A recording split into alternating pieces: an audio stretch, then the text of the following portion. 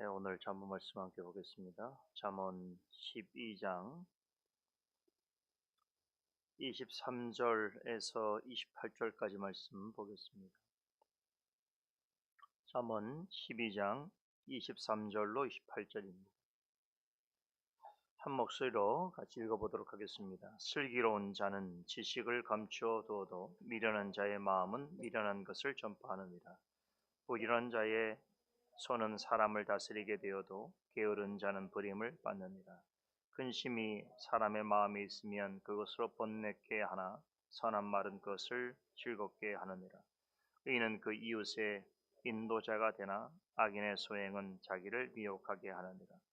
게으른 자는 그 잡을 것도 사냥하지 아니하나니 사람의 부귀는 부지런한 것이니라. 의로운 길에 생명이 있나니 그 길에는 사망이 없느니라. 네, 오늘은 잠언 12장의 마지막 단락을 함께 살펴보도록 하겠습니다. 오늘 읽은 본문은 지금까지 12장을 통해서 살펴본 내용을 다시 한번 점검하는 동시에 12장의 전체 결론을 제시하면서 마무리되고 있습니다. 먼저 23절을 보면 역시나 지금까지 계속해서 언급되었던 두 부류의 대조적인 사람을 언급하면서 시작하고 있지요. 누굽니까? 슬기로운 자와 미련한 자입니다. 주로 앞에서는 의인과 악인하고 불리웠지요. 중요한 것은 어떤 점에서 두 부류의 사람을 구분하는가 하는 것입니다. 이것을 잘 알아야 합니다. 잠언 기자는 이 사실에 관해서 12장 1절에서부터 전하고 있는데 어떤 사람을 12장 전체에서 의인과 악인하고 평가하고 있는가? 하나님의 훈계를 좋아하는 자와 하나님의 징계를 싫어하는 자입니다. 다시 말해서 하나님의 말씀을 즐겨 듣는 사람과 듣기를 거부하는 사람으로 나누는 것입니다. 잠언 12장에서 반복적으로 말하고 있는 의인과 악인은 하나님의 말씀에 대해서 어떤 태도를 취하느냐에 따라서 나뉘어진다는 것이지요. 오늘 본문도 이러한 기준에서 살펴보아야만 말씀의 의미를 잘 이해할 수 있습니다. 이 점을 염두하면서 23절을 다시 보면 잠언 기자는 슬기로운 자와 미련한 자를 대조하면서 전자를 지식을 감추려 하나 후자는 미련한 것을 전파한다라고 설명합니다. 잘 보세요. 자, 슬기로운 자는 지식을 감추려 한다. 이게 무슨 뜻 같습니까? 언뜻 생각해 보면 좀 맞지 않지요. 지혜로운 사람은 그 지혜를 많이 드러내야 정상이지 않습니까? 그런데 슬기로운 자는 지식을 감춘다 이렇게 말한단 말이죠. 자, 여기에서 하나님의 지혜라고 한다면 드러내기를 좋아하는 것이 당연합니다. 그러나 여기서 슬기로운 자라면 감춰야 하는 것이 무엇이겠습니까? 하나님의 지혜가 아니겠지요. 슬기로운 사람, 지혜로운 사람이라면 감춰야 할 지식이 있다는 거예요. 그게 뭐겠습니까? 사람의 지식이죠. 자신의 생각인 것입니다. 우리가 살아가는 동안 세상에서는 참 쓸모있고 가치 있는 지식들이 많습니다. 요즘에 TV에서 알쓸 무슨 잡 이런 얘기하지 않습니까? 알면 쓸모 있는 지식들이 우리 주변에 되게 많아요. 우리는 그런 지식들을 태어나면서부터 배우게 되는 것이죠. 익히게 되는 것이죠. 그런 것들을 우리 그리스도인들은 잘 배우고 잘 활용해야 합니다. 하지만 아무리 좋은 지식이라고 하더라도 내세워서는 안 될 때가 있습니다. 어느 때인가면 하나님과 그분의 말씀 앞에 설 때입니다. 하나님과 그분의 말씀 앞에서는 자신의 지식이나 자신의 생각을 앞세우지 말아야 한다는 것입니다. 어떻게 해야 될까요? 도리어 귀를 기울여야 합니다. 자신의 지식을 감추는 것이 지혜롭다는 것은 하나님과 그분의 말씀 앞에 설 때에는 자신의 생각을 앞세우지 않고 자신의 주장을 고집하지 않는 태도를 가리키는 것입니다. 그래서 슬기로운 사람은 지식을 감추려 하는 것이, 그 지식으로 자신을 자랑하거나 자신을 내세우려 하지 않는다는 뜻입니다. 자, 어떤 분야에서든지 전문가가 있습니다. 전문적인 지식과 경험을 가진 사람이 있죠. 그런데 그런 사람 앞에서 비전문적인 사람이 자신의 생각과 경험을 막 앞세우고 막 강조하려는 건 참 어떤 면에서는 볼썽사나운 일이지요. 그렇죠. 지난번에 제가 신천지 식당에서 만난 신천지 교인 얘기 드렸죠. 그것도 신천지 교리를 배운 지가 몇 년 안 되는 분인데, 그러니까 처음 신앙생활을 한 사람인데 목사님 저 앞에서 막 성경을 아는 척하고 막 대단한 교리를 알고 있다고 막 그렇게 얘기하는 게, 미안하지만 제가 볼 땐 어떻겠습니까? 볼썽사나운 거예요. 참 미련하다 싶은 거예요. 그렇죠. 여러분, 우리는 세상살이를 할 때도 전문가의 말은 귀담아 들어야 된다는 건 상식입니다. 병원에 가면 의사의 말을 들어야 하고, 어떤 경제적으로 중요한 일에서는 경제 전문가의 이야기를 들어야 하는 것이죠. 대통령도 들어야 하는 것이고, 일반 국민도 전문가의 말을 귀담아 들어야 하는 것이고, 그리 한다면, 그게 상식이라면 전지전능하신 하나님 앞에서 우리는 어떻게 해야 됩니까? 하나님은 완전하고 영원한 지혜를 가지고 계신 분이십니다. 하나님께서 아시는 지혜는 조금 더 흠이 없는 것이죠. 그런 전지전능하신 하나님 앞에서는 어떤 태도를 취해야 할까요? 우리가 세상사를 하면서 전문적인 지식을 가진 사람한테는 귀담아 들어야 한다는 것을 상식으로 알고 있으면서도, 어떤 지식에서도 어떤 흠도 없으신 전지전능하신 하나님 앞에서 자신의 생각과 자신의 의견을 내세운다는 건, 이건 비상식인 것이죠. 그래서 하나님 앞에서는 많은 말을 하기보다는 그분의 말씀을 귀담아 듣는데 집중해야 됩니다. 이것이 영적인 상식입니다. 성경에 나오는 경건한 성도들의 공통점이 있습니다. 어떤 공통점일까요? 하나님이라고 하는 존재와 하나님의 말씀 앞에서 늘 겸손히 듣기를 즐겨한다는 것입니다. 심지어는 하나님 앞에 내가 무엇을 간구할 때에도 많은 말을 하기보다는 하나님의 뜻과 그 응답하심에 귀를 기울입니다. 하지만 하나님 앞에서 늘 자기 자신을 떠벌리고 자기 주장을 고집하는 사람들이 있지요. 심지어 어떤 사람들은 그런 태도를 통해서 하나님의 마음도 바꿀 수 있다고 생각하고 하나님의 의지도 꺾을 수 있다고 생각합니다. 소위 어떤 사람들이 말하는 하나님의 보좌를 움직이는 기도, 이런 종류의 기도를 강조하는 사람들이 있어요. 하나님이 어떤 뜻을 고정시켜 놓았다고 하더라도 사람이 막 뜨겁게 간절히 바라면 하나님이 그 정하신 뜻을 바꾸신다는 걸, 변화시킬 수 있다는 거예요. 참, 뭐 그런 일을 위해서 막 어떤 데 모여갖고 막 신앙 훈련이라고 이상한 행동을 하는 그런 집단들도 많아요. 그런데 막 젊은이들이 갑니다.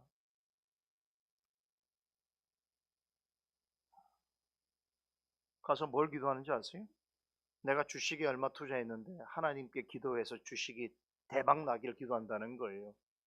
내가 좀 좋은 학교를 못 나왔지만 하나님께 기도해서 남들이 보기에 참 대단하다 싶은 그러한 경력과 그런 보수를 받을 수 있는 좋은 직장에 가게 해달라고 그렇게 기도한다는 거예요. 이게 말이 됩니까? 그래서 하나님의 정한 뜻까지도 내 의지로 바꿀 수 있다라고 하는 그런 생각이 과연 용납받을 수 있는 행위입니까? 그런 것은 신앙이라고 말하더라도 다른 한편은 미신이죠. 올바른 신앙이 아닙니다. 그런 마음을 가지고 하나님 앞에 나와서 아무리 많은 말을 늘어놓는다고 하더라도 그것은 사실 자신의 무지함과 부패함을 드러내는 것일 뿐입니다. 여러분, 우리가 어떤 경우에는 말을 많이 할 때가 있습니다. 저처럼 지금 제가 말을 많이 하지 않습니까? 필요할 때는 말을 해야 될 때가 있습니다. 그러나 어떤 필요와 상황에 따라서 이렇게 많은 말이 요구될 때도 있지만, 중요한 것은 하나님 앞에서는 내가 듣는 자리에 있다고 할 때는 많은 말을 하기보다는 겸손히 귀를 기울여야 하는 것이 지혜인 것입니다. 여러분들도 말씀을 듣는 자리에 있잖아요. 그럴 때 여러분 마음에 자꾸 여러분들의 개인적인 소견과 의견과 반문과 여러분들의 상식을 자꾸 이야기하기보다는 말씀을 듣는 데 집중해야 돼요. 하나님 말씀하십시오, 제가 듣겠나이다 라고 하는 태도로 앉아 있어야 됩니다. 그게 지혜인 거예요. 사도 바울은 믿음은 그리스도의 말씀을 들으면서 나온다고 하지 않았습니까? 지혜도 마찬가지예요. 하나님의 말씀에 귀를 기울일 때에 지혜를 얻게 됩니다. 24절은 앞서 말한 슬기로운 자와 미련한 자를 남을 다스리는 부지런한 사람과 누군가에게 다스림을 받는 게으른 사람으로 비유합니다. 다른 사람을 다스리는 자리에 있다는 건 여러분 뭘 뜻할까요? 경제적으로 풍요롭다는 것을 말합니다. 어떻게 그 사람이 남을 돈 주고 다스릴 만큼 하는 종을 사서 내 일을 맡길 만큼 그렇게 유복할 수 있는가 하면 평소에 근면성실하게 일했다는 증거이지요. 그 대가로 많은 것을 소유할 수 있었기 때문에 다른 사람을 부릴 수 있는 자리에 있게 된 것입니다. 하지만 일하기 싫어하는 농부는 어떻습니까? 일하기 싫어하기 때문에 먹을 게 없잖아요. 그래서 남의 것을 빌어 먹다가 결국에는 어떻게 됩니까? 빚을 많이 지게 되면 다른 사람의 부림을 받게 되는 종이 되는 거예요. 이게 고대 시대의 그런 사회적 상황을 염두에서 기록한 것입니다. 여러분, 왜 잠언 기자가 슬기로운 사람과 미련한 자를 전혀 다른 두 부류의 농부로 비유하는지 아시겠습니까? 평소에 하나님 말씀을 듣는데 성실한 사람은 영적으로 풍성한 열매를 얻게 된다는 것을 강조하기 위해서입니다. 그런 사람은 나중에는 자신만이 아니라 주변에 있는 사람에게도 유익을 끼치고 덕을 베풀 수 있습니다. 추수 때가 되면 부지런하게 일한 농부의 창고에는 많은 곡식이 채워집니다. 그렇듯이 말씀을 성실하게 듣고 배우고 확신하는 일에 거하는 성도는 자신의 영혼의 창고에 말씀의 은혜 열매들이 쌓이게 되어 있습니다. 여러분들이 지금 이런 말씀을 듣는 것은 여러분들의 영혼의 창고에 말씀의 은혜를 축적해 가는 거예요. 그래서 말씀의 양식으로 부요해지는 것이에요. 우리는 매주일마다 성령 하나님께서 우리에게 풀어주시는 말씀의 은혜를 풍성히 받아 누리고 있습니다. 그래서 말씀을 겸손하고 신실하게 듣는 성도는 매주일마다 풍성한 말씀의 양식을 가지고 자신의 삶의 자리로 돌아가게 되는 것이죠. 그 말씀으로 한 주를 살아내게 되는 것입니다. 그렇게 계속해서 말씀의 은혜가 쌓이다 보면 자신의 심령 안에 말씀의 창고가 가득해지는 것을 깨닫게 되어집니다. 그럴 때에 비로소 어떻게 됩니까? 차고 넘치게 되면 내 자신의 삶뿐만 아니라 다른 사람의 삶에도 유익을 끼치는 그런 영적인 선한 영향을 끼치는 영혼에 부요한 사람이 되는 것이죠. 그렇게 살아가는 것이죠.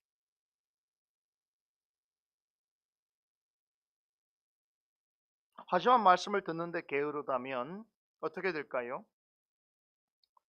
여러분, 교회를 나오는 게 되게 중요하죠. 교회를 왜 나옵니까? 왜 주의를 여러분들 이렇게 지키려고 애를 씁니까? 어떤 사람들은 평생 동안 교회를 다녀도 영적으로 실속 없는 일을 반복하는 사람들이 있습니다. 영적인 실속이 없다는 건 뭐겠습니까? 말씀의 은혜를 받지 않아요. 말씀의 은혜를 받아 누리는 걸 뭔지 몰라요. 그러면 이러한 우리의 이런 행위는 종교적 행위일 뿐 하나님이 원하시는 일과는 전혀 상관이 없는 일이 될 수 있는 것이. 이사야 선지자 때는 이스라엘 백성들이 그 많은 재물을 가지고 제사를 드리기 위해서 성전을 찾았지만 하나님께서 뭐라고 말씀하셨습니까? 딱 이런 지하에 내 바닥만 더럽힌다고 말씀하셨어요. 교회에 몸으로 나와 있는 게 되게 중요한 일입니다. 그러나 더 중요한 것은 왜 나와 있는지를 아셔야 됩니다. 남이 나오라고 하니까 목사님 눈치를 봐서 시간이 많이 남으니까 어디 갈 데가 없으니까 혹은 이렇게 하면 내 영혼에 적금이라도 부어두듯이 나중에 천국이나 갈 수 있을지 모르는 생각 때문에 나오는 것입니까? 그렇다고 그러면 잘못하는 것이 하나님의 마당을 더럽히고 있는 것이.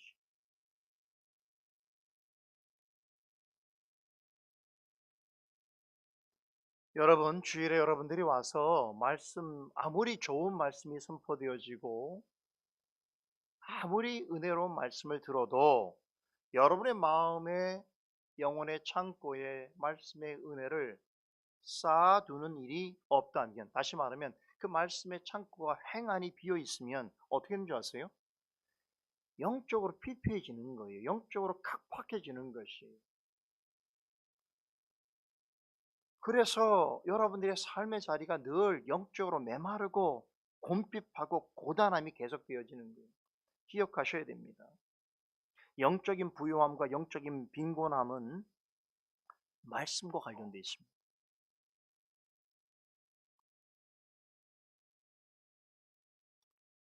말씀의 은혜를 받으려고 하는 마음이 축자 사자 있어야 돼요.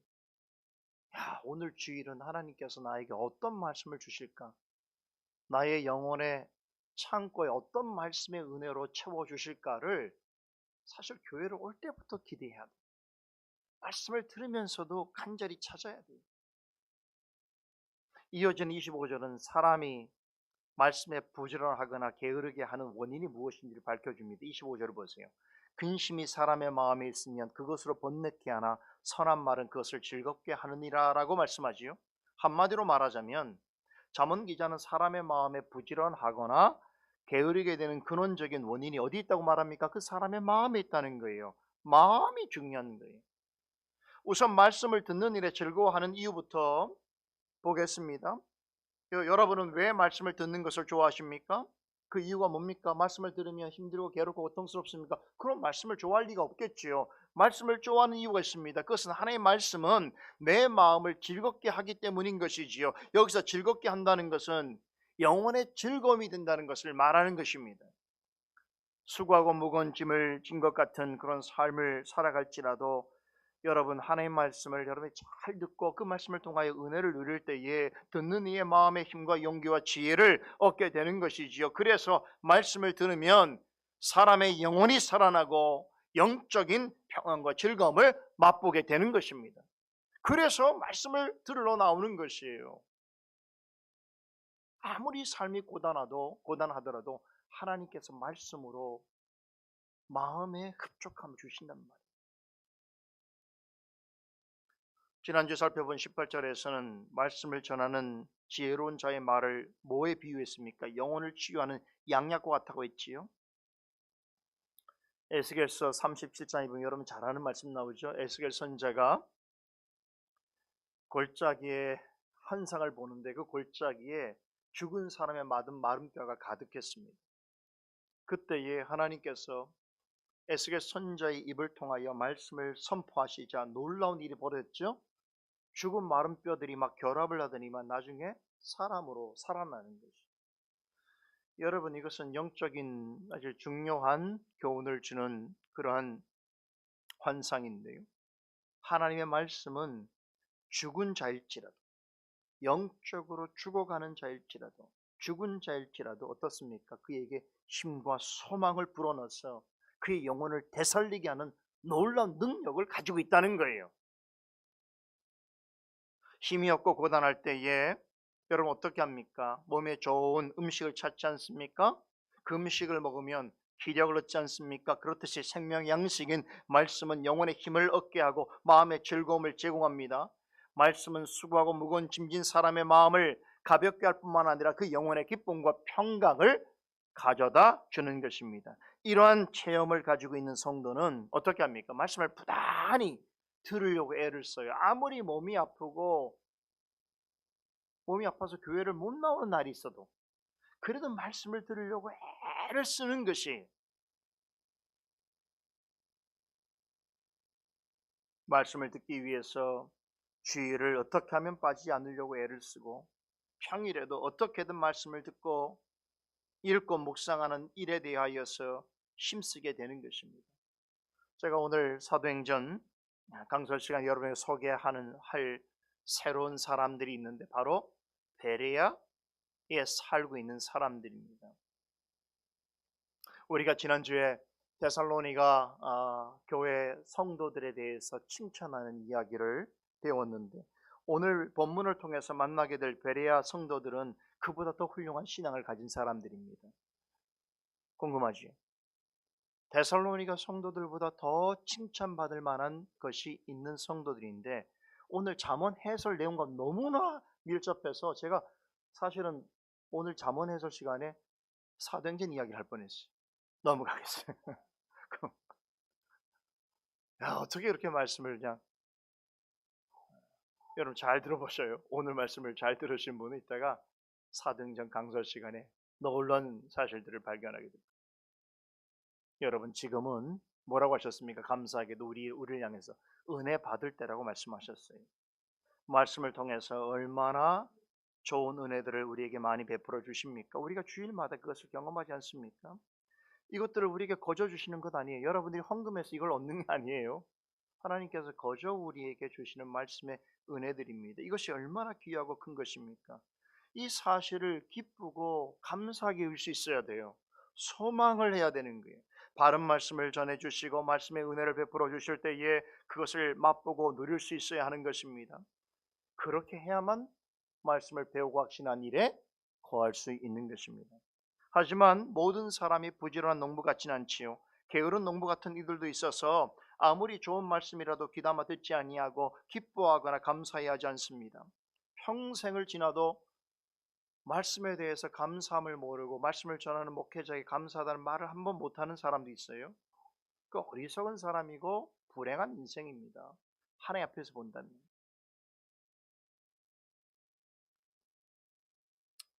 말씀을 듣는 자리에 나왔는데 늘 딴 생각에 사로잡혀 있고 세상 근심 때문에 마음이 빼앗깁니다. 그래서 마음이 요동치는 그러한 물결처럼 늘 불안해 있는 거예요. 하나님께서 말씀을 통하여 지금 평안과 확신을 주시는데도 내 마음은 막 요동치는 거예요. 뭐 견딜 수 없는 불안함이 엄습해 오는 거예요. 왜 그러냐? 말씀을 듣지 않기 때문에 그래요. 한번 생각해 보세요. 여러분들이 불안해할 때 왜 그런 걸 보세요. 말씀에 귀를 기울이지 않기 때문입니다. 25절에 번뇌케 한다는 말의 의미가 이것입니다. 마음이 근심으로 가득 차 있으면 번뇌가 많을 수밖에 없다는 거예요. 근심은 마음에 좋은 것들을 몰아냅니다. 그리고는 그 자리에 무기력과 슬픔과 우울과 불안과 낙담과 조급함과 두려움 같은 부정적인 감정들로 채워버리는 것이에요. 말씀을 듣는 자리에 나와도 마음이 세상에 근심되는 일과 자기 일에 대한 염려 등에 집중해 있으면 말씀이 마음에 들어갈 수 없다는 것입니다. 근심과 염려는 말씀에 집중하지 못하게 하는 가장 큰 방해물입니다. 이것은 잡초 같아서 그냥 내버려두면 어느 순간에 마음의 밭을 황무지처럼 만들어버리는 것입니다. 말씀 듣게 게으른 사람의 마음은 메마른 황무지 같습니다. 마음을 이런 상태로 내버려두는 것은 정말로 어리석은 것이지요. 하나님은 이런 사람을 미련하다 게으르다고 책망하십니다. 왜 그렇습니까? 황무지는 개간해야죠. 황무지는 내버두면 안 되는 거예요. 그거를 노력해서 개간해야 거기에 식물을 심고 열매를 얻게 되는 것이에요. 그냥 내버려두면 그것은 영원한 불모지가 되는 것이에요. 마음도 같은 거예요. 한 주 동안 불모지의 상태로 있었던 마음을 계속 주일도 가지고 있으면 어떻게 됩니까? 말씀으로 지금 기경을 해서 식물을 심고 씨를 심고 자라게 해야 될 일이 우리에게 주어진 일인데 그걸 하지 않으면 어떻게 된다는 하나님 앞에서 게으르고 미련하다고 하나님 책명하시는 거예요. 예수님의 달란트 비유에서도 보면 한 달란트를 받고 땅에 숨겨놓은 사람 있지 않습니까? 이 사람은 어떻게 했습니까? 달란트를 받고 나서는 이걸 잃어버린다는 핑계 때문에 일하지 않고 그것을 숨겨놨어요. 그러니까 주인이 와서 뭐라고 얘기했습니까? 악하고 게으른 종이라고 예수님의 말씀을 통해서 지적되었습니다. 하나님의 말씀을 통해서 전해주시는 은혜와 진리와 구원의 기쁨과 영광을 맛보려면 어떻게 되는 것입니까? 한 달란트 맡은 사람처럼 하면 안 된다는 거예요. 은혜를 받아다 그 은혜를 땅속에 묻어두면 안 된다는 거. 어떻게 됩니까? 받은 은혜를 가지고 열심히 그것을 가지고 살아내야 된다는 것이에요. 굉장히 중요한 것입니다. 말씀을 듣기만 하면 안 되고 들은 걸 마음에 새기고 마음에 새긴 것을 손발을 가지고 일을 해야 되는 것입니다. 그러지 않으면 불모지가 되는 거예요. 이어진 26절은 이렇게 나뉘는 두 부류의 사람이 가진 대조적인 특징을 이렇게 표현합니다. 의인은 그 이웃의 인도자가 되나 악인의 소행은 자기를 미혹하게 하느니라. 여기서 의인은 앞서 말한 슬기롭고 부지런한 사람을 말하는 것이겠지요.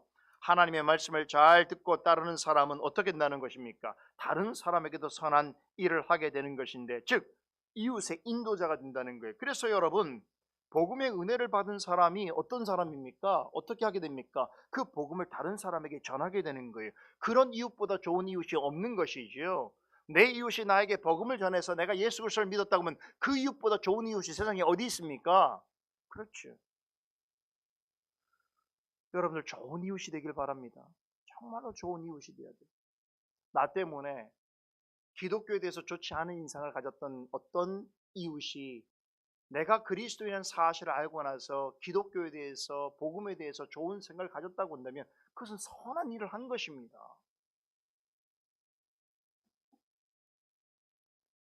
우리가 사도행전을 통해서 배우게 되는 것이 무엇입니까? 복음을 전하는 사람들이 공통점이 있는데 그들은 복음을 전하기 전에 먼저 복음을 듣고 변화되었다는 것이죠. 말씀으로 변화된 사람은 어떻게 됩니까? 자신뿐만 아니라 다른 사람에게 선한 일을 하지요. 그래서 그 받은 복음이 너무 귀해서 그 복음을 다른 사람과 함께 나누고 전하려고 하는 것입니다. 그렇죠. 이방인 고넬료, 그렇죠. 루디아가 다 그런 사람 아닙니까? 꼭 복음을 말을 잘한다고 하는 오해를 갖지 마십시오. 은사적으로 말을 잘하는 사람이 있는가 하면 어떤 사람은 사람들 앞에서 서기에 서서 말하기 불편한 사람도 있는 것이죠. 그러나 그렇다고 하더라도 말씀으로 변화된 신앙과 그 인격으로 얼마든지 착한 행실을 나타낼 수 있는 것이고 그것으로 하나님께 영광 돌릴 수 있는 것입니다. 하지만 하나님 말씀에 관심을 갖지 않는 사람은 말씀을 들어도 자신의 생각과 고집을 앞세우고 바른 말씀을 전하는 일을 거부합니다. 이런 사람은 어떻습니까? 자기 자신뿐만 아니라 다른 사람에게도 영적으로 어떤 감화나 영적인 덕을 끼칠 수 없습니다. 성도로서 선한 영향력을 끼친다는 것은 항상 말씀을 부지런히 잘 듣고 바른 깨달음을 얻는 데로부터 시작하는 것입니다. 그래서 성경을 바르게 해명하는 설교와 가르침을 잘 들어야 하는 것이지요. 이것이 하나님의 지혜를 얻는 데 가장 보편적이면서도 중요한 방편이기 때문입니다. 27절은 하나님의 지혜를 얻기에 부지런해야 하는 것이 왜 중요한가를 재밌는 비유로 설명해 줍니다. 우리말로는 게으른 자는 잡은 것을 사냥하지 아니하는 사람이다 이렇게 번역이 되어 있는데 정확한 의미로서의 번역은 게으른 사람은 자기가 사냥한 것을 굽지 않는다라는 거예요. 여러분 무슨 뜻인지 아시겠습니까? 하나님의 말씀을 귀담아 듣지 않는다는 것은 이렇게 지금 예로 드는 거예요. 사냥꾼이 사냥을 했다가 그 사냥감을 어떻게 하는 거예요? 구워 먹지 않는다는 거예요. 음식으로 먹지 않는다는 거예요. 이런 사람, 왜 그렇다면 게으르기 때문에. 여러분 손 안에 먹을 양식이 충분한데 그걸 요리하기 싫어서 굶어 죽는다는 게 얼마나 그게 어리석은 일입니까? 바보 같지 않습니까? 그런데 영적인 관점에서 볼 때는 이런 사람들이 꽤 있다는 것이지요. 영혼의 양식이 되는 말씀을 듣고 배우는 기회가 많음에도 불구하고 또 이미 들은 말씀이라도 영혼의 양식을 삼기에 충분한 데에 자신의 게으름과 나태함 때문에 손안에 쥐어주신 그 영적인 양식의 양식조차 제대로 먹지 아니하고 영의 양식을 잘 먹을 수 있도록 아주 좋게 요리해서 제공해 주는데도 입도 벌리지 아니하는 그런 사람들이 있다는 것이죠. 그런 사람은 어떻게 되겠습니까? 영적인 영양실조에 걸리겠죠. 그런 일이 계속 지나면 어떻게 됩니까? 그 영혼이 죽는 것이죠. 이게 얼마나 어리석은 점입니까? 아니 먹을 것이 충분한데 게으르기 때문에 먹지 않는다는 거예요. 하나님께서 영적인 은혜를 영혼의 양식을 풍성하게 우리에게 제공해 주시는데 그런데도 그 영적인 양식을 취하지 않는다는 거예요. 그런 사람이 어리석다는 것이죠. 영혼의 생명을 위해서 영적인 양식을 섭취해야 됩니다. 우리는 우리 자신의 몸을 위해서 하루에 몇 끼를 먹습니까? 아주 부지런히 먹잖아요. 잊지 않고 먹잖아요. 하루 안 먹었으면 뭐 난리를 치잖아요. 그렇잖아요. 배고프다고. 그런데 왜 영혼을 위해서 영적 양식을 먹는 일에는 관심이 없냔 말이에요. 그 일을 일주일에 한 번 하는 걸로 생각하는 사람들이 있어요. 그것도 제대로 안 해요. 주일날 한 번 와서 영적 양식을 배불리 먹는다고 생각하면서 이 일마저도 제대로 안 한다고 한다면 영적인 영양실조를 안 걸리겠습니까? 그러니까 그렇게 오랜 시간 동안 교회를 다니고 신앙생활을 하는데 영향력이 없는 거예요. 힘이 없는 거예요. 자긍심이 없는 거예요. 28절을 보십시다. 잠언 기자는 의로운 길에 생명이 있다고 합니다. 여기서 의로운 길이란 무엇일까요? 하나님 앞에서 옳고 그름을 분별하고 살아가는 삶을 말하는 것이죠. 그렇다면 어떻게 해야만 하나님 앞에서 옳고 그름을 잘 분별할 수 있을 것인가? 하나님 말씀을 부지런히 듣고 배우고 확신한 일에 거의하는 것입니다. 잠언 기자가 말하는 영혼의 생명이 있는 의로운 길이란 말씀을 듣고 따르는 삶을 가리킵니다. 이렇게 말씀을 부지런히 듣고 신실하게 따를 때에 영적인 생명은 더 힘을 얻게 되는 것이고 많은 열매를 맺게 되는 것입니다. 하나님의 말씀이 주는 생명으로 가득한 삶에는 사망이 틈틀 수 없다고 그러죠. 너무나 놀라운 말씀이에요. 우리가 언젠가 우리 육신이 죽더라도 영원한 생명을 누리게 된다는 것입니다.